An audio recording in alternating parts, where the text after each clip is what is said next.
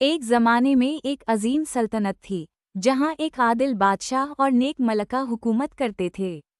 ان کا محل دولت سے نہیں بلکہ ایمان کی روشنی سے روشن تھا۔ ان کے 2 بچے تھے، ایک بہادر شہزادہ اور ایک نرم دل شہزادی، جو بچپن سے ہی اللہ تعالیٰ کے احکامات اور نبی پاک صلی اللہ علیہ وسلم کی سنت پر عمل کرنا سیکھ رہے تھے۔ رمضان المبارک کا چاند نظر آیا تو پورے محل میں عبادت کا نور پھیل گیا۔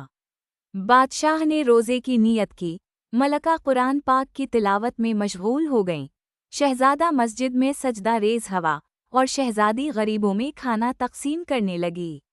وہ جانتے تھے کہ اصل طاقت تلوار میں نہیں بلکہ ایمان میں ہے، لیکن سلطنت کے گھنے جنگلوں میں اندھیری طاقتیں جاگ رہی تھیں۔ چڑیلیں، جادوگرنیاں اور سرکش جنات ایک پرانے کھنڈر میں جمع ہوئے۔ ان کا مقصد تھا کہ اس نیک بستی کے دلوں میں خوف اور شک ڈال دیں۔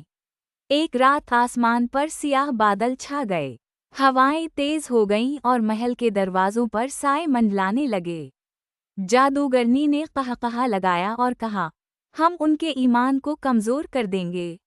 مگر شہزادہ ڈرا نہیں، اس نے وضو کیا، سجدہ کیا اور دعا مانگی، یا اللہ، ہمیں اپنے راستے پر قائم رکھ۔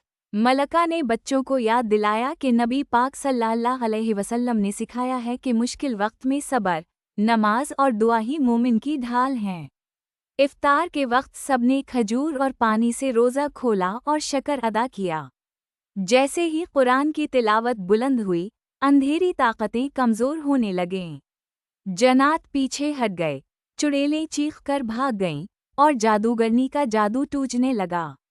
پھر پورے محل میں اللہ اکبر کی صدا گونجی اور سیاہ بادل چھٹ گئے۔ صبح سورج طلوع ہوا تو آسمان صاف تھا۔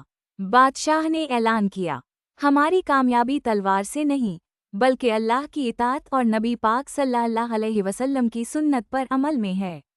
اور یوں وہ سلطنت ہمیشہ کے لیے نور کا قلعہ کہلائی، کیونکہ وہاں کے لوگوں نے سیکھ لیا تھا کہ اصل فتح ایمان میں ہے، اصل طاقت نیکی میں ہے، اور جو اللہ اور اس کے رسول صلی اللہ علیہ وسلم کی اطاعت کرے وہ کبھی شکست نہیں کھاتا۔